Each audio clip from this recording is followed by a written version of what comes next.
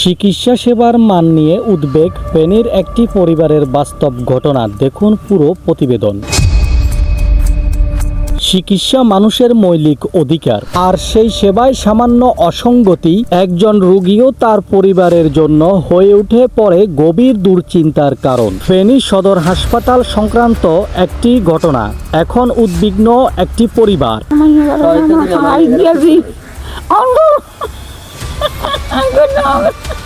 ঘটনাটি বলুন। প্রথমে ওরা মোর এই যে বড় একটা বিসি উঠছিল, বিসি উঠবার পরে আমরা সদর হাসপাতালে নিয়ে গেলাম। নিয়ে গেছি, তারপরে আমার আম্মুকে এখানে বলছে অপারেশন করবে।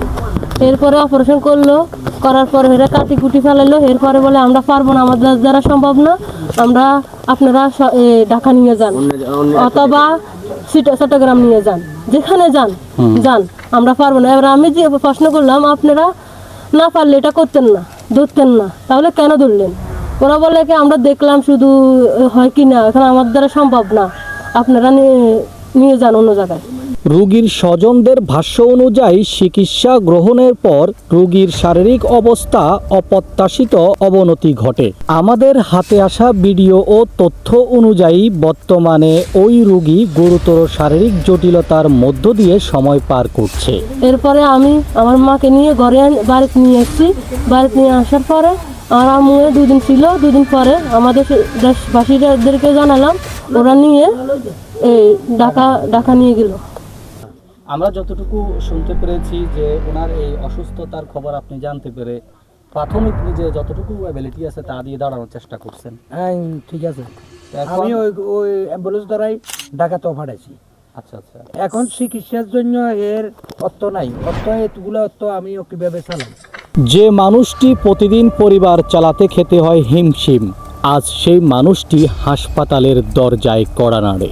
আজ সেই মানুষটির চিকিৎসার জন্য ঘুরছে ধারে ধারে। এই যদি হয় আমাদের ফেনী জেলার চিকিৎসা ব্যবস্থা, কোথায় থাকবে অসহায় মানুষের হাসপাতালের প্রতি আস্থা?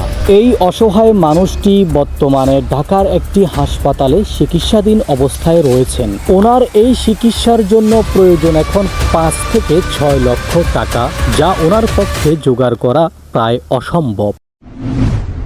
রোগীর নাম জরিনা বেগম, ঠিকানা ফেনী জেলার দাগনভূঞা উপজেলার 1 নং সিন্দুরপুর ইউনিয়নের চন্দ্রপুর মধ্যমপাড়া। রোগীর এখন প্রয়োজন একটি সুচিকিৎসা, সেজন্য প্রয়োজন আর্থিক সহযোগিতা।